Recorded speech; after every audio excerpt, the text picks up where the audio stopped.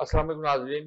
Programme मुकालमा रज़ी के साथ, और जैसे कि आप जानते हैं हर हफ्ते हम इस प्रोग्राम में ज़िंदगी के मुख्तलिफ शोबों से ताल्लुक़ रखने वाले अफराद के साथ बात करते हैं, मुकालमा करते हैं, और हमारी कोशिश होती है कि आपको मुख्तलिफ फ्लेवर आपको मिलें इस गुफ्तगू के दौरान, इस प्रोग्राम के दौरान। सो कभी हम आर्टिस्टों के साथ बात करते हैं, कभी शायरों अदीबों के साथ, कभी सियासत पर बात होती है। सो आज हमने ये सोचा कि एक बहुत खूबसूरत शोबा है हमारे यहाँ हार्टिकल्चर का, और हम फूलों की खुशबू की बात करते हैं, फूलों का जिक्र करते हैं। बहार आती है तो फूलों का जिक्र होता है, गुलाबों का जिक्र होता है, शायरी में जिक्र होता है, मिसालें दे रहे होते हैं, महबूब का जिक्र हो तो उसे फूल से तशबीह देते हैं। तो वो फूलों को हम कैसे रख सकते हैं, फूलों की का शोबा क्या है, ये बाकायदा एक साइंस है, बाकायदा एक शोबा है। तो हमने इस शोबे से, हार्टिकल्चर के शोबे से, दो बहुत अहम शख्सियात को हमने अपने प्रोग्राम में दावत दी है। प्रोफेसर डॉक्टर आमिर नवाज साहब हैं, चेयरमैन डिपार्टमेंट हैं हार्टिकल्चर के, और बहाउद्दीन ज़िक्रिया यूनिवर्सिटी मुल्तान से ताल्लुक है। अस्सलाम वालेकुम डॉक्टर साहब। वालेकुम सलाम। और हमारे साथ फिर फ्लोरिकल्चर, ये भी एक नाम आप आज सुन रहे होंगे, ताहिर सईद साहब हैं, डिप्टी डायरेक्टर फ्लोरिकल्चर है। तो इन दोनों के साथ आज हम बात करेंगे इस मौजू पर। और मैं आगाज करूंगा डॉक्टर आमिर नवाज साहब आपसे कि हमारे यहाँ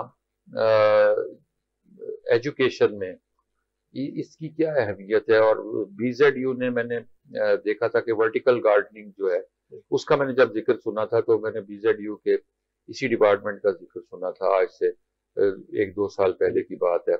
तो मालूम हुआ था कि मुल्तान में ये तजर्बा जो है, जगह की कमी है, चीजें हमारे यहाँ दालान खत्म होते जा रहे हैं, तो आपने फिर वर्टिकल गार्डनिंग को मुतारिफ करवाया था। तो कुछ बताइएगा। जी, बहुत शुक्रिया आपको प्रोग्राम में इनवाइट करने के लिए।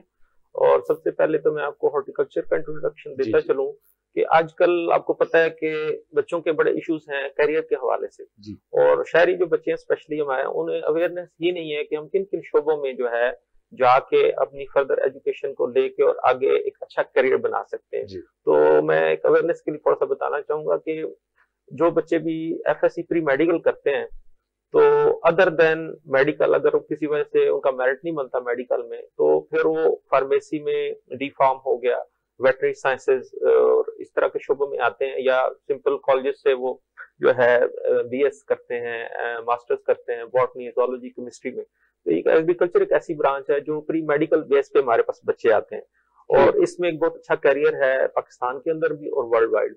और विद इन एग्रीकल्चर तकरीबन 10 के करीब डिफरेंट ब्रांचेस हैं, and one of them is horticulture. Horticulture basically क्या है कि इसमें हम जो है different fruit production, vegetable production, flower production, nursery business, ये तमाम चीजें पार्ट ऑफ हॉर्टिकल्चर है। और इसमें स्कोप्स का काफी है। आपको पता है कि पाकिस्तान जैसे एक कंट्री जो है, ये एक एग्रीकल्चर बेस्ड कंट्री है, और हमारी मईशत का दारोमदार भी इसी के अंदर है। तो इसमें बहुत सारी अपॉर्चुनिटीज हैं बच्चों के लिए, जो भी शोबों में से तालीम हासिल करते हैं, वो गवर्नमेंट सेक्टर में, प्राइवेट सेक्टर में, और फिर इंटरनेशनली आउट ऑफ कंट्री जाके भी अच्छी जॉब जो है वो हासिल करने में। फ्लोरिकल्चर क्या है इसमें? इसमें फ्लोरिकल्चर जो है ये भी हॉर्टिकल्चर की ब्रांच है, जिसमें flower production, specially nursery business जितना है, इट्स पार्ट ऑफ फ्लोरिकल्चर। आप देखते हैं घरों के अच्छे लॉन बनते हैं, वाटरफॉल बनती हैं, फाउंटेन्स बनते हैं। तो ये इंटीरियर का जितना काम है, वो लैंडस्केपिंग जो है वो पार्ट ऑफ फ्लोरिकल्चर है, हॉर्टिकल्चर का पार्ट है। हार्टिकल्चर का इसलिए आज इसकी बहुत ज्यादा फायदा है। मैं ताहिर साहब आपसे ये पूछना चाहूंगा कि आप फ्लोरिकल्चर बुनियादी तौर पर आपका शोबा है, और आप डिप्टी डायरेक्टर की हैसियत से फर्ज अंजाम दे रहे हैं। हमारे यहाँ फूलों से मोहब्बत की अगर बात करें, फूलों की देखभाल की अगर बात करें, हमारे यहाँ एक अमूमी जो रवैया है वो हमारा ये है कि हम क्यारियों को खराब कर देते हैं। हम बहुत मेहनत से जो पौधे लगाए जाते हैं, हम अगले ही दिन उनको रोन देते हैं। हम फूल तोड़ते हैं, जब भी किसी बाग में जाते हैं दरख्तों को काट रहे होते हैं, ये सारा कुछ हम कर रहे होते हैं। तो ये रवैया जो है, इसको कैसे तब्दील किया जा सकता है? जी, बिस्मिल्लाहिर्रहमानिर्रहीम। बहुत शुक्रिया जी आपका इनवाइट करने का। तो इस हवाले से मैं ये कहना चाहूँगा कि एक ओवरऑल जो है एक माशरे में एक अवेयरनेस की सेंस जो है वो पैदा करने की जरूरत है। ये पौधे जो है, ये फूल, ये पौधे, ये दरख्त जो है, ये बहुत ही कह लें कि ऐसे लोग उनसे मोहब्बत करते हैं जो कि बहुत हसास ज़हन के मालिक होते हैं, ठीक है। और इसके लिए एक ऐसी अवेयरनेस की जरूरत है कि इनको बच्चों की तरह जो है प्यार किया जाए और बच्चों की तरह ही इनका ख्याल रखा जाए। बजाय ये कि हम किसी जगह पे जाएं, पौधे खराब करें, फूल खराब करें, क्यारियां खराब करें, तो उसके लिए जरूरी है कि एक ऐसी अवेयरनेस हो कि उसके पीछे पता हो कि इसमें कितनी मेहनत हुई है। एक दरख्त अगर बड़ा हुआ है, वो 25-30 साल उस पर लगे हैं। अगर एक पौधा है, उस पर 5-6 महीने की मेहनत है, साल की मेहनत है, तो उसकी एक अवेयरनेस हो। जब लोगों को ये एक अवेयरनेस पैदा हो जाएगी कि इस पे इतनी मेहनत हुई है, इस पे इतनी इन्वेस्टमेंट हमारी हुई है, तो वो कोई भी उस फूल को, उस पौधे को खराब करने की कोशिश अच्छा, हमारे नहीं यहाँ ये करेगा। एक और चीज भी है ना, हमारे यहाँ एक महकमा है पूरा, जो शहर में हम देखते हैं, हॉर्टिकल्चर डिपार्टमेंट है। अच्छा, उसका काम है शहर को खूबसूरत बनाना, फूलों से आरास्ता करना। अब बहुत सारी चीजें पॉलिटिकल बेस्ड होती हैं और बहुत सारी चीजें फंड्स की कमी का शिकार से मसाइल पैदा हो जाते हैं। लेकिन उसमें जो एक चीज जो सबसे अफसोसनाक होती है कि वो फूल लगाते हैं, दरख्त लगाते हैं, उस पर हजारों लाखों रुपए का खर्च हो रहा होता है, व्हीकल्स अलग इस्तेमाल हो रही होती हैं, सीड्स अलग इस्तेमाल हो रहे होते हैं, नर्सरियों से पौधे अलग मंगाए जा रहे होते हैं, और उसके बाद उनकी देखभाल नहीं होती। उसको लगा के छोड़ दिया, उसके बाद फिर हम कुछ अरसे के बाद उन्हें खुश्क होता देख रहे होते हैं, कुछ अरसे के बाद वो खराब होता देख रहे होते हैं। ये इसमें आपको एक पौधा लगाकर, कोई दरख्त लगाकर हमें किस तरह उसकी देखभाल करनी चाहिए और कितना अरसा तक मुसलसल उसको देखना चाहिए? जी बिल्कुल जी। अब पौधों की या दरख्तों की जिस तरह आपने बात की है ना, तो इसमें मुख्तलिफ किस्म के पौधे आ जाते हैं। मौसमी है, सर्दियों के फूल हैं, गर्मियों के फूल हैं, उनका मुद्दत जो है वो कम है, 3-4 महीने के लिए रहेंगे, अपने बीज आगे प्रोड्यूस करेंगे और खत्म हो जाएंगे। कुछ प्लांट है परमानेंट है, ऑर्नामेंटल प्लांट्स है, उनको हम कहते हैं, जो फ्लोरिकल्चर के हवाले से है, तो उनकी मुद्दत जो है वो ज्यादा है, अरसा दराज तक वो जो है ना अपनी लाइफ कायम रखेंगे और उनके पत्तों की ज्यादा खूबसूरती होगी। इस तरह अगली कैटेगरी जो है वो आ जाती है दरख्तों की। दरख्त जो है वो उससे और ज्यादा जो है वो टाइम गुजारते हैं। तो उसके लिए ये जरूरी है कि जो एक ट्रेनिंग जो है लोगों में, माशरे में लोगों को दी जाए, उनमें अवेयरनेस मीडिया के जरिए जो क्रिएट की जाए। इब्तदाई तौर पर कितना अरसा देखभाल करना बहुत जरूरी है। इब्तदाई जी तौर जी पर जैसे ही आपने उसको लगाया, जी जी बीज को लगाया या पौधे को लगाया, तो पहले कितना अरसा ऐसा है जो बहुत अहम होता है उसमें? देखें, ये तकरीबन 2 हफ्ते जो है ना शुरू के, उसकी पानी, गोडी और इसके अलावा जो है ना उसकी मेंटेनेंस जो है वो इंतहाई जरूरी है कि उसके ऊपर निगाह रखी जाए कि कोई उसको छेड़े नहीं, क्योंकि जब तक उसकी रूट्स जो एस्टेब्लिश नहीं होती ना, एक पौधे की अगर पनीरी है, पनीरी ने रूट्स एस्टेब्लिश करनी है, गाची अगर निकाल के लगाई है पौधे की, तो उस गाची ने अपनी रूट सिस्टम जो है आगे पौधे ने डेवलप करना है। तो कम से कम 2 हफ्ते जो है ना वो एक ऐसा टाइम है कि उसको मेंटेन करने के लिए केयरफुल अंडर ऑब्जर्वेशन जो है ना वो रखा जाना चाहिए। जब पौधा कुछ बेहतर हो जाएगा, वो अपने आप को संभाल लेगा, तो फिर थोड़ा बहुत जो है वो शौक भी आगे बर्दाश्त कर सकता है। लेकिन इसमें वही बात है कि एक ट्रेनिंग और कंपेन जो है उसकी जरूरत है। कंपेन की जरूरत है कि लोगों के दरमियान एक अवेयरनेस हो कि जैसे राह जाते लोग जो है फूल तोड़ लेते हैं, पत्ता तोड़ लेते हैं, उसके पीछे एक उनको पता हो कि इस पौधे को यहाँ तक पहुंचने के लिए कितनी इन्वेस्टमेंट हुई है और इसका आगे हमारे माहौल को साफ रखने में कितना रोल है। और अच्छा डॉक्टर साहब, आपसे मैं ये पूछना चाहूंगा कि आपने अभी बात की थी कि फ्लोरिकल्चर जो है उसके इम्कानात बहुत हैं रोजगार के हवाले से। अब बुनियादी मसला तो हमारे यहाँ तलबा में रोजगार का ही होता है। जब स्टूडेंट आते हैं वो अपने कैरियर के लिए आ रहे होते हैं, सो उस कैरियर में उन्हें इस शोबे से कहाँ कहाँ के इम्कानात होंगे, कैसे उन्हें आगे ये शोबा मदद करेगा? क्योंकि हम जिस मुआशरे में रह रहे हैं वो फूल दोस्त मुआशरा नहीं है, वो एनवायरनमेंट के साथ एनवायरनमेंट फ्रेंडली मुआशरा भी नहीं है। तो उस मुआशरे में ये बच्चे जो हैं उनका मुस्तकबिल क्या होगा?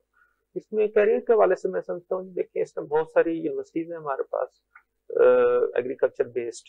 जनरल यूनिवर्सिटीज में भी एग्रीकल्चर का शोबा एग्जिस्ट करता है, तो उसमें स्पेशली टीचिंग में, और फिर बहुत सारे रिसर्च के इदारे हैं, जैसे मुल्तान में मैंगो रिसर्च स्टेशन है, कॉटन रिसर्च स्टेशन है, सेंट्रल रिसर्च स्टेशन है, फिर फैसलाबाद में नियाब, निब्जी, अयूब स्टेशन है, इस्लामाबाद में PARC है। इस तरह मुख्तलिफ डिस्ट्रिक्ट्स ऑल ओवर पाकिस्तान बहुत सारे एग्रीकल्चर के शोबे, उन सब में तकरीबन हॉर्टिकल्चर की ब्रांच मौजूद है। उन सब में ही हॉर्टिकल्चर की जो है ना अपॉर्चुनिटीज जॉब की वो मौजूद है। और इसके अलावा आप देख ले हैं कि जितने PHAs बने, पार्क्स हॉर्टिकल्चर अथॉरिटीज, मुल्तान में देख लें, लाहौर, गुजरांवाला, फैसलाबाद, और अच्छा एक डिफरेंस देखेंगे, जहां जहां पे PHA बना है उन शहरों की आउटलुक चेंज हो गई है, क्योंकि ये प्रोफेशनल स्टूडेंट्स निकलते हैं यूनिवर्सिटी से, ये अच्छे तरीके से वो 4 इयर्स का यानी एक स्किल लेके निकलते हैं, स्किल लेके। और हमारे डिग्री प्रोग्राम का अक्सर प्रॉब्लम ये है कि वो बच्चे सिर्फ डिग्री तो करते हैं, स्किल नहीं लेते। हॉर्टिकल्चर एक मैं समझता हूँ एग्रीकल्चर की वाइड ब्रांच है, बड़ी स्किलफुल है। जो बच्चे एक अच्छी स्किल लेके निकलते हैं उनके लिए मार्केट बहुत बड़ी है विद इन पाकिस्तान और as well as world wide. जो है ना बहुत सारे स्टूडेंट्स हमारे गल्फ कंट्रीज में, ऑस्ट्रेलिया में, अमेरिका में हॉर्टिकल्चर बेस्ड अच्छी जॉब्स वो कर रहे हैं। और इसमें अपॉर्चुनिटी आप देखें ना, जैसे एक नर्सरी बिजनेस है, आप देख ले पत्तों की एक छोटा सा शहर है और वो हॉर्टिकल्चर बेस्ड है सारा, पूरे पाकिस्तान की। कराची के बाद जो दूसरा बड़ा सेटअप है नर्सरी का पाकिस्तान में वो पत्तों की है। तो जो भी बच्चे इस बिजनेस में इन्वॉल्व हो रहे हैं वो एक स्किल है प्लांट को प्रोड्यूस करना। कुछ प्लांट सीड से प्रोड्यूस होते हैं, कुछ कटिंग से होते हैं, कुछ में हम पेवनकारी से करते हैं, ग्राफ्टिंग करते हैं। तो ये बेसिक स्किल्स हैं जो हम बच्चों को सिखाते हैं। जब बच्चे स्किलफुल होते हैं तो एक अच्छा एंटरप्रेन्योरशिप कर सकते हैं। अब वक्त वो आ गया है तो वर्ल्ड वाइड आप देख रहे हैं गवर्नमेंट जॉब्स कम है, पाकिस्तान में भी कम है। तो हम बच्चों को यही स्किल सिखाते हैं जिससे वो माशरे पे बोझ बनने की बजाय वो एक अच्छा एंटरप्रेन्योरशिप करते हैं और लोगों के लिए रोजगार का बायस बनते हैं। अच्छा, इसमें फिर एक और चीज आ जाती है, ये आपने बता दिया कि बच्चे जो हैं उनके लिए रोजगार के इम्कानात हो जाते हैं, काफी इम्कानात हो जाते हैं। लेकिन एक जो अवाम में हम एक और चीज देख रहे हैं, माहौल चेंज होता हम देख रहे हैं, लोगों के रवैये भी देख रहे हैं, उसमें एनवायरनमेंट जो है उसको, ये फूल जो हैं एनवायरनमेंट के लिए दरख्तों और फूलों में क्या डिफरेंस होगा? देखें, स्पेशली जब कोविड-19 आया तो उस टाइम हमें माहौल की जो है ना साफ सुथरा माहौल और ऑक्सीजन की अहमियत का अंदाजा हुआ। प्लांट्स पूरी अर्थ पे जो है ना सबसे इम्पोर्टेंट सोर्स है, one of the important source of producing oxygen. ठीक है, तो अब क्लाइमेट चेंज में भी सबसे इम्पोर्टेंट यही है, जहां जहां ज्यादा वेजिटेशन होगी वहां पे, जिन कंट्रीज में वेजिटेशन ज्यादा आप देख रहे हैं वो क्लाइमेट चेंज के असरात से कम मुतासिर हुए। जिन कंट्रीज में ये प्रॉब्लम है, Pakistan is one of the top 10 countries जो क्लाइमेट चेंज से इफेक्ट हो रहे हैं। तो इस हवाले से पौधों का जो रोल है वो बहुत इंपॉर्टेंट है और इसको अब ग्रेजुअली लोग अंडरस्टैंड करना शुरू हो गए हैं। ठीक है ना, तो और इसके अलावा आप देखें प्लांट के रोल के हवाले से इस टाइम दुनिया के एडवांस कंट्रीज में ना एक जो है हॉर्टिकल्चर थेरेपी टर्म यूज की जाती है। स्पेशली जो डिप्रेशन के पेरेंट्स हैं, एजेड लोग होते हैं, उनको हॉस्पिटल्स के अंदर ये स्पेशल सर्विस दी जाती है हॉर्टिकल्चर थेरेपी की, जिसमें हॉर्टिकल्चर थेरेपिस्ट मौजूद होते हैं जो कि उनके लिए गार्डनिंग का वहां बंदोबस्त करते हैं आसपास के हॉस्पिटल में, वार्ड जो होते हैं ना उसके करीब, उसमें डिफरेंट फ्लावर्स प्रोड्यूस करते हैं, वेजिटेबल्स किचन गार्डनिंग कराते हैं। उन एक्टिविटीज में उनको इन्वॉल्व किया जाता है और फिर वो उसकी जो है साइकोलॉजी को समझते हुए देखते हैं, उनको मुख्तलिफ चीजें पेश की जाती हैं कि उसका मूड किस तरह उनका चेंज होता है, उसमें कैसे बेहतर। इस पे बहुत सारी साइंटिफिक जो है वो इन्वेस्टिगेशन हो चुकी हैं जो ये प्रूव करती हैं कि हॉर्टिकल्चर थेरेपी का बड़ा इंपॉर्टेंट रोल है बहुत सारे पेशेंट्स। आपके साथ गुफ्तगू जारी रहेगी, अभी और बहुत सारे सवालात हैं जो थेरेपी के बारे में भी मैं आपके साथ बात करूंगा। नाज़रीन इकराम, बहुत अच्छी गुफ्तगू चल रही है, वक्फे पर चलते हैं, ब्रेक के बाद हम दोबारा हाजिर होंगे। देखते रहिए एन न्यूज़ मुकालमा रजी के साथ। मुकालमा रजी के साथ मैं आपका मेज़बान रजीउद्दीन रजी। आपकी 3-4 हैसियतें हैं। कॉलम मेरी वो चीज़ है जिसे मैं लिखता हूँ, मैं फाइनल करता हूँ, मैं देखता हूँ और मैं ही आप तक पहुँचाता हूँ। एक ऐसे इलाके में आपने वुमेन एम्पावरमेंट की बात की, कैसे ये आइडिया आया? जिनकी बच्चियाँ स्कूल नहीं जा सकती और वहाँ पे वो स्कूल मौजूद भी नहीं थे। पहले के लिटरेचर और बाद के लिटरेचर में आप क्या डिफरेंशिएट करेंगे? जहाँ तक मेरा ताल्लुक है तो मैं उस तारीख से ताल्लुक रखता हूँ जिसको कहते हैं आर्ट फॉर आर्ट सेक।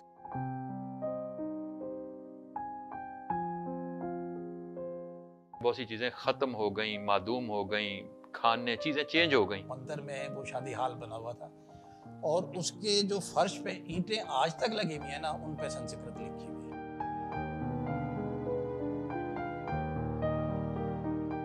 इंसान पहले आया था वाह। और इसलिए उसकी फौकियत है।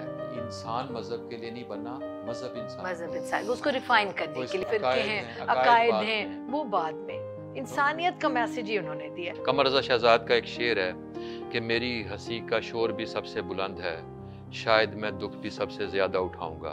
प्रोग्राम मुकालमा रज़ी के साथ हर बुध और जुमेरात को 8 बजे शब N News HD पर। जी नाज़रीन इकराम, वेलकम बैक। मुकालमा रज़ी के साथ और गुफ्तगू हो रही है। बहुत खूबसूरत मौजू है जिस पर बात नहीं की जाती, हमारे यहाँ अवेयरनेस नहीं दी जाती। प्रोफेसर डॉक्टर आमिर नवाज साहब और ताहिर सईद साहब के साथ हम गुफ्तगू कर रहे हैं, मुकालमा कर रहे हैं फूलों की अहमियत के बारे में, फूलों से इस माशरे को खूबसूरत बनाने के बारे में, फूलों की खुशबू के बारे में। और आप मुझे बता रहे थे कि फूलों से तेल भी तैयार किया जाता है, वो कैसे? जी इस तरह है जी कि जो भी खुशबूदार फूल और खुशबूदार पत्ते हैं ना जी, वो उसकी खुशबू जो है मुख्तलिफ किस्म के एरोमेटिक कंपाउंड्स की वजह से होती है। ठीक है। तो उसको जो है हाइड्रो डिस्टिलेशन एक सिस्टम है, मुख्तलिफ है, सॉल्वेंट एक्सट्रैक्शन है, सुपर क्रिटिकल है, स्टीम का एक तरीका है। लेकिन हमने जो यूज किया है ना इधर मुल्तान में अपने ऑफिस में लगाया है, वो हाइड्रो डिस्टिलेशन सिस्टम लगाया है। तो उसमें जो है फूल या पत्ते जो है उनको हम डाल देते हैं, डालने के बाद उसको बॉयल करते हैं। बॉयल करने के बाद जो उसका ऑयल होता है ना वो कंडेंस होके आगे जो है कॉलम में पानी के ऊपर जमा हो जाता है। तो उसको हम पहले पानी ड्रेन करते हैं, पानी ड्रेन करने के बाद उसको एसेंशियल ऑयल कहते हैं। एक आम ऑयल जो होता है मतलब जो हम यूज करते हैं वो है एडिबल ऑयल। तो ये एसेंशियल ऑयल है, ये मिकदार में बहुत कम होता है और हाईली एरोमेटिक और फ्रेग्रेंट होता है। इसके फिर जो है ना बहुत सारे इस्तेमाल है। ये एंटीबायोटिक है, ये परफ्यूमरी इंडस्ट्री जो है उसमें इस्तेमाल होता है, कॉस्मेटिक इंडस्ट्री जो है उसमें है, फिर फूड एंड बेवरेजेस जो है उनमें इस्तेमाल होता है। और सबसे बड़ा ये कि ये जो फार्मास्यूटिकल इंडस्ट्री जो है, दवाइयां जो है मुख्तलिफ बनती, उनमें इसके कंपोनेंट यूज होते हैं। उसकी वजह यह है कि ये कंपोनेंट जो होते हैं उनकी आगे एंटीबायोटिक प्रॉपर्टीज हैं। कोई एंटी फंगल है, कोई एंटी जो है वायरल है, कोई एंटी बैक्टीरियल है। तो हमने तो मुख्तलिफ किस्म के जो पत्ते और फूल जो है उनसे ये ऑयल एक्सट्रैक्ट कर लिया है। कुछ के नाम मैं आपको बताता हूँ, न्याज वो है, लेमन ग्रास है, उससे हमने ऑयल एक्सट्रैक्ट किया। लेमन ग्रास की तो खुशबू वैसे ही, जी हाँ, उसका कावा लोग यूज करते हैं। तो उसमें से उसके पत्तों में से ऑयल एक्सट्रैक्ट कर लिया है। फिर उसके अलावा मिंट जो पुदीना है उसको लोग जायके में इस्तेमाल करते हैं, उसकी चटनी वगैरह इस्तेमाल करते हैं। तो उसको जो है हमने पत्तों से ऑयल एक्सट्रैक्ट किया है। फिर इस तरह मेलाल्यूका जो है एक ऑर्नामेंटल प्लांट है, उसके पत्तों से ऑयल एक्सट्रैक्ट कर लिया। तो ये है। और इसके आगे बात ये है कि हम आपके प्रोग्राम के तवसत से ये चाहेंगे कि फार्मर जो है वो इस साइड पे आए, ये क्रॉप्स लगाएं। मैरीगोल्ड जिस तरह है उसके फूलों में भी ऑयल है, उसके पत्तों में भी ऑयल है। मोतिया जो है चंबेली है, इसके अंदर ऑयल है। और ये इसको कमर्शियल लेवल पे ग्रो करें और ऐसे प्लांट लगा के उसका जो है ना उनको सेल करके तो अपनी एक इनकम जनरेट करें। हाँ जी, अवेयरनेस की जरूरत है ना बुनियादी। जी हाँ, बुनियादी तौर पर अवेयरनेस की। ये हमारा डेमोन्स्ट्रेशन यूनिट है, हमारे पास कोई भी आ सकता है, वो हम उसको गाइड करेंगे एसेंशियल ऑयल के हवाले से। फिर आगे जो मुख्तलिफ प्रोडक्ट बनती है उसमें जो है वो भी जहाँ तक मुमकिन होगा हम उनको अवेयरनेस जो है ना वो प्रोवाइड करेंगे। तो इस हवाले से किसानों को इस साइड पे आने की जरूरत है कि वो ऐसी चीजों की तरफ आए जिनमें फ्रेग्रेंस है और उसका ऑयल निकाल के। और ये मैं एक और चीज का इजाफा करता चलूं कि ये ऑयल जो है आम तेल की तरह नहीं है, ये बहुत कम मिकदार में होता है और बहुत ही उसकी फिर प्राइस भी ज्यादा होती है, कीमत ज्यादा होती है। इसका एक एनालिसिस होता है GCMS एनालिसिस, वो कुछ का हमने कराया तो उसमें 100 के करीब कंपोनेंट जो है आइडेंटिफाई हुए हैं। अच्छा। मैरीगोल्ड है, मेलाल्यूका है, फिर कैलेंडुला जो है जिस तरह, तो उसके फूलों का पत्तों का जो ऑयल है एक्सट्रैक्ट करके वहां से जो है कंपोनेंट्स की अगर बात करें तो बेतहाशा 100 के करीब मैंने आपको कंपोनेंट बताए हैं, 80 भी आए हैं, 85 भी आए हैं। तो हर इतनी ही खूबियां हो गई ना। तो हर कंपोनेंट जिस तरह है ना, यूजिनोल है, मिथाइल यूजिनोल है, लिनोल है, ग्रेनियोल है, अल्फा कार्डिनोल है, तो ये जो है इथाइल मिथाइल एस्टर्स है, इसमें कीटोन्स, ये बायोकेमिस्ट्री आगे फिर सारी आ जाती है इसमें। तो इनके फिर इंडिविजुअल प्रॉपर्टीज है हर कंपोनेंट की। तो ये फिर कह ले एक बड़ा भी वसी फील्ड है। तो किसानों ने तो इसको तैयार करना है, ऑयल एक्सट्रैक्ट करना है, अपनी फसल उगानी है, ऑयल एक्सट्रैक्ट करेंगे और आगे सेल कर देंगे। फिर आगे जो है इंडस्ट्री वालों का काम है कि वो इसका आगे यूज करें, वो कैसे यूज करते हैं और किस साइड पे लेके जाते हैं। फूड एंड बेवरेजेस जो है ये जस्ट मैं आपकी इन्फॉर्मेशन के ये बता रहा हूँ कि जैसे आजकल एक कोल्ड ड्रिंक चला हुआ है उसमें लिखा हुआ है कि मिंट का फ्लेवर है, तो वो ये वही साइड आ रही है कि मिंट का फ्लेवर जो है तो ऑयल उसका एक्सट्रैक्ट करके तो उसका कोई कंपोनेंट बहुत माइन्यूट सी मिकदार में उसके अंदर डाल के तो उसको मिंट का जो है वो उन्होंने नाम दिया है। तो ये एक बड़ा ही कह लें कि पोटेंशियल वाला फील्ड है। तो मैं इस हवाले से यही कह सकता हूँ कि हमारे लोग जो है इस तरफ आए, इसको सीखें और इसकी अवेयरनेस लें और इसको एज ए प्रोफेशनल बिजनेस जो है लेके आगे। डॉक्टर आमिर नवाज साहब, मैं थोड़ा सा ना किचन गार्डनिंग के हवाले से बात करना चाहूंगा, क्योंकि जब हम इंडोर बात करते हैं, वर्टिकल आपने बात की थी ना, हम प्रोग्राम से पहले भी हम बात कर रहे थे कि वर्टिकल गार्डनिंग जो है वो घरों के अंदर होती है, दीवारों पर होती है। अच्छा, उसमें एक तो मैं ये पूछना चाहूंगा कि किचन गार्डनिंग जो है उसके लिए हमारे यहाँ कैसा माहौल है और कैसी ऐसी चीजें हैं जिन्हें आसानी से किचन गार्डनिंग की जा सकती है घरों में?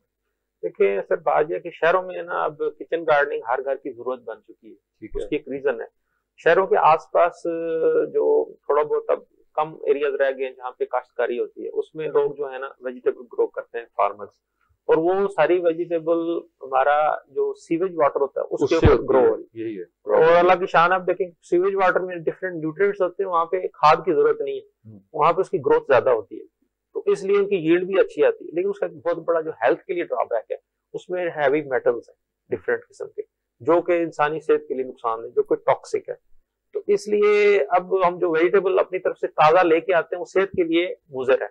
इसलिए जरूरत इस चीज की है कि जिस तरह मुल्क में इन्फ्लेशन है, महंगाई बढ़ गई है और हेल्थ के इश्यूज आ रहे हैं, हमें चाहिए कि हर बंदा अपने जात के लिए कम, अपने घर की नीड, किचन की नीड को पूरा करने के लिए किचन गार्डनिंग करे। ठीक, अब बाजी के किचन गार्डनिंग करें कैसे, स्पेस थोड़ी है, उसका फिर हमने एक सोल्यूशन दिया है।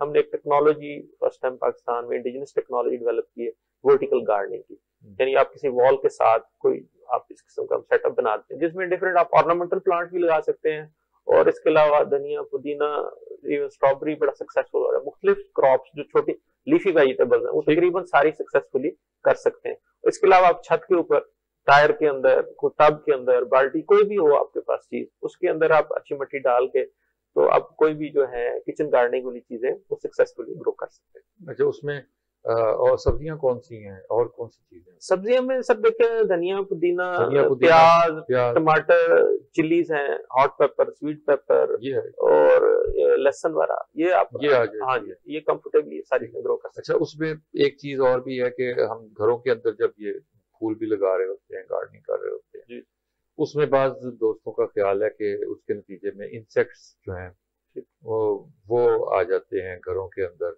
जाहिर है जब फूल लगाएंगे, पौधे लगाएंगे तो उनके साथ इंसेक्ट्स भी होते हैं, उसकी प्रिवेंशन कैसे है? उसमें कुछ बायोलॉजिकल कंट्रोल भी हो जाता है, पेस्टिसाइड की खास जरूरत नहीं पड़ती, तो स्मॉल स्केल पे होता है, अक्सर इंडोर में भी आप करते हैं, वो इतना मुश्किल नहीं, तो ज्यादा सीवियर प्रॉब्लम नहीं आता है इंसेक्ट का, डिजीज का, जी वो कंट्रोलेबल है। लेकिन उसमें कुछ कोई दो चार चीजें ऐसी उसमें नीम ऑयल है, मसलन देसी जो तरीका है वो उसका एक्सट्रैक्ट वाला, उसको ये यूज किया जाता है। इसके अलावा मुरिंगा है, लीफ एक्सट्रैक्ट, उसको आप यूज कर लें, उससे सक्सेसफुली आप चीजें। नीम के बारे में आप कुछ बता रहे थे? ये नीम जो है ट्रेडिशनली हमारे बहुत ज्यादा यूज हो रहा है। जैसे गाँव में देखे ना, अब इस वक्त तो आकर लोग गंदम की गोली रखते हैं गंदम में, तो पुराने लोग जो है वो नीम के पत्ते जो है वो आप भी रखते हैं। तो नीम भी एंटीबायोटिक है, उसकी प्रॉपर्टीज जो इस तरह की, उसके पत्तों से जो है उसको बॉयल करके उसका जो एक्सट्रैक्ट निकाल के तो वो जो है स्प्रे किया जा सकता है, तो उससे जो माइनर इंसेक्ट होते हैं, थोड़े बहुत होते हैं, वो बड़े इजीली कंट्रोल हो जाते हैं। इसको नीम को हम नॉर्मली जो इसको लीव से आता है ना, उसको हम कहते हैं कि ये इंसेक्ट रिपेलेंट है नेचुरली ना, इसमें वो इस लिहाज से। अच्छा सर, मैं एक चीज और ऐड करता चलो, ये माशाल्लाह बहुत अच्छा काम है ताहिर साहब के डिपार्टमेंट का, ऑयल एक्सट्रैक्शन पे जो ये काम कर रहे हैं। आप देखिए फ्रांस की जो मेन प्रोडक्ट है, जो फ्रांस की वजह शोहरत है, परफ्यूम है, और ये तो जस्ट इन ml होता है, कितने डॉलर उसकी, $100 $500 की कीमत है। इसका मतलब क्या है कि वैल्यू एडिशन, और हमें पाकिस्तान का फ्यूचर इसी तरफ, क्योंकि जो हमारी ट्रेडिशनल क्रॉप है ना, आम फार्मिंग कम्युनिटी, वो गंदम से, कपास से, गन्ने की वजह से वो उनको वो रिटर्न नहीं आ रहा जितने उनके एक्सपेंसेस हैं। कॉस्ट बेनिफिट रेशियो बहुत फर्क पड़ चुका है। अब ये नॉन ट्रेडिशनल क्रॉप है जिसकी तरफ हमारी फार्मर की कोई तवज्जो नहीं है। तो ये जो फ्लोरिकल्चर का पार्ट है ना, ऑर्नामेंटल प्लांट्स, जैसे ऑयल एक्सट्रैक्शन, ये मैं तो समझता हूँ फ्यूचर में हमारे $1 बिलियन इंडस्ट्री बन सकती है। अच्छा, जैसे बाकी चीजों पर हमलावर होते हैं जी, कीड़े होते हैं, हाँ, जो नुकसान दे रहे होते हैं, तो इन पर भी तो होते होंगे? इस पे बहुत कम है। जो फ्लोरिकल्चर की हमारी अक्सर क्रॉप्स है ना, ये स्पेशली जैसे अब मोतिये से, गेंदे से, बाकी जो ऑयल एक्सट्रैक्ट कर रहे हैं, इसमें इतना सीवियर प्रॉब्लम नहीं आता नॉर्मली। जी, अल्टरनेट होस्ट हो सकते हैं थोड़ा बहुत इंसेक्ट, लेकिन एक थ्रेशोल्ड लेवल होता है किसी इंसेक्ट का जिसके बाद हमने स्प्रे करना होता है, अदरवाइज वो बेनिफिशियल नहीं होता। और जहां तक आपने किचन गार्डनिंग में इंसेक्ट की बात की थी, तो हम ज्यादातर इसको ऑर्गेनिक रखते हैं ताकि हम इंसेक्टिसाइड, पेस्टिसाइड के असर से भी बाहर आए ना, इसलिए वो जरूरी होता है कि हम उन चीजों को अवॉइड करें, क्योंकि जाहिर है खादों के इस्तेमाल से, मुसलसल इस्तेमाल से सेहत के लिए भी मुज़र है, आपके एक्सपेंसेस भी बढ़ते हैं, वो इस तरह फ्रूटफुल नहीं होता। अच्छा, आप अगर हम आपने जो बात की है अपने अपने शोबे के हवाले से कि आप डिप्टी डायरेक्टर की हैसियत से बहुत सारे ऐसे काम कर रहे हैं, अवेयरनेस की बात कर रहे हैं, अवेयरनेस के लिए आपका इदारा, आप कौन से ऐसे इक़दाम कर रहे हैं? कोई आपने आगाही मुहिम चलाई है या कोई ऐसी चीजें हैं? जैसे अभी हम बात कर रहे थे कि अवेयरनेस की बहुत जरूरत है, तो आपके यहाँ उसके हवाले से क्या करें? जी, इसमें ये है कि हमारा ये इदारा 91 से इधर एस्टेब्लिश है, और अब हमारे पास जो है ना, हर साल एक स्टूडेंट आते हैं। ख्वाजा फरीद यूनिवर्सिटी से इस दफा हमारे पास 4 स्टूडेंट आए, इंटर्नशिप ट्रेनिंग करके गए हैं। फिर ये मंसूरा यूनिवर्सिटी, मुल्तान यूनिवर्सिटी, जो हॉर्टिकल्चर डिपार्टमेंट के बीएससी ऑनर्स के फाइनल सेमेस्टर के जो स्टूडेंट है, वो हमसे 3 माह की इंटर्नशिप करके गए हैं। तो उन बच्चों का ये कहना था कि जब हम फ्लोरिकल्चर में इधर आए हैं तो हमें उतनी अवेयरनेस नहीं थी, लेकिन अब जब हम 3 माह की ट्रेनिंग करके जा रहे हैं तो हम बहुत कुछ जान गए, फ्लोरिकल्चर जा रहे हैं, और ये हम आगे कन्वे करेंगे, और ये इस तरह ये एक चेन बनेगी। लोग आएंगे हमारे पास, पढ़े लिखे भी, दूसरे भी, फार्मर भी हमारे पास आते हैं, हम उनको गाइड करते हैं। फिर इस तरह मीडिया टॉक से हमारे यहाँ वहाँ पे ऑन स्पॉट लोग आते हैं, क्रॉप्स लगी हुई हैं, उनके एनवायरनमेंट के हवाले से, उनकी प्रोडक्शन के हवाले से हमारे साथ बात करते हैं, तो वो हम रिकॉर्डिंग्स जो है वो करवाते हैं। तो ये सारी चीजें जो इलेक्ट्रॉनिक एंड प्रिंट मीडिया और जो है स्टूडेंट्स जो है और सोशल मीडिया जो है, उसके जरिए जो है ये सारी एक कैंपेन है कि जो आगे ट्रेवल करेगी और लोगों में अवेयरनेस आएगी, और अल्टीमेटली जो है ना मुल्क के फायदे के लिए जो है ना सूदमंद साबित। प्रोग्राम का आखिरी 1 मिनट है और उसमें मैं पहले डॉक्टर आमिर नवाज साहब आपसे कहूँगा, और उसके बाद आप आवाम के लिए एक पैगाम हम चाहेंगे कि आप रिकॉर्ड करवाएं, कि आवाम को आप कौन सा पैगाम देना चाहते हैं इस प्रोग्राम के जरिए? बीइंग हॉर्टिकल्चरिस्ट, मेरा मैसेज तो यही होगा कि जो है हम अपनी एनवायरनमेंट को ग्रीन भी रखें, क्लीन भी रखें। पौधे जिंदगी हैं, जब हम इनको लगाएंगे, इनकी हिफाजत करेंगे, तो इससे हमारी एनवायरनमेंट भी बेहतर होगी और ये हमारे बच्चों का फ्यूचर है। हमें एक सस्टेनेबल सिस्टम बनाने की जरूरत है। जो देखें, आज हम फलदार पौधा लगाते हैं, अगली जनरेशन जो है उसका फल खाती है। तो प्लांट्स की जो है इम्पोर्टेंस बहुत ज्यादा है, हॉर्टिकल्चर की इम्पोर्टेंस बहुत ज्यादा है। इस चीज को जो है ना बच्चों में शौक पैदा करने की जरूरत है कि वो भी इन चीजों को देखें और जो है हमारा सिस्टम बेहतर हो सके। जी ताहिर सईद साहब। जी, मेरा इस हवाले से पैगाम ये है कि मैं इसमें ज्यादा फोकस करूंगा किसानों की तरफ, कि वो फ्लोरिकल्चरल क्रॉप्स जो है वो उगाएं। सुरखा गुलाब है, गेंदा है, फिर इसके अलावा जो है ना ग्लैडियोलस हमारे यहाँ इधर बड़ा कामयाब है, ट्यूबरोज इस मौसम की क्रॉप है, तो ये बड़ा ही कामयाब है। इसके अलावा एक और कंसेप्ट ये है कि कुछ ड्राई अरेंजमेंट के हवाले से थोड़ा सा मैं आपको बता दूं। बहुत सारी चीजें ऐसी हैं कि जिनको हम जाया कर देते हैं, वो हम इस्तेमाल में नहीं लाते। कुदरत में इतनी कैपेसिटी है, इतनी वसअत है कि बहुत सारी ड्राई चीजें जो है उनको आप उनकी वॉल सीनरीज, डेकोरेशन पीसेस जो है, फिर उसके बुकेज जो है वो बना के आप जो है अपनी अर्निंग में इजाफा कर सकते हैं, और खास तौर पर हाउस होल्ड जो खवातीन है वो इजाफा कर सकती हैं। और किसानों के लिए ये कि वो एक फ्लोरिकल्चरल क्रॉप्स जो है उनकी तरफ आए और अपनी रिटर्न जो है वो उसको इंक्रीज करें। बहुत शुक्रिया आप दोनों मेहमानों का कि आपने बहुत खूबसूरत अंदाज में आगाही के लिए हमारे प्रोग्राम में शिरकत की। नाज़रीन इकराम, प्रोग्राम आपने देखा मुकालमा रजी के साथ। आज के प्रोग्राम में हमारे साथ चेयरमैन शोबा horticulture Bahauddin Zakariya university professor doctor Amir Nawaz थे और deputy director floriculture Tahir Saeed साहब ने हमारे प्रोग्राम में शिरकत की। नए मेहमानों के साथ आइंदा हफ्ते दोबारा मुलाकात होगी। एन न्यूज़ पर प्रोग्राम मुकालमा रजी के साथ देखते रहिए। अपने मेज़बान को इजाज़त दीजिए। खुदा हाफिज़।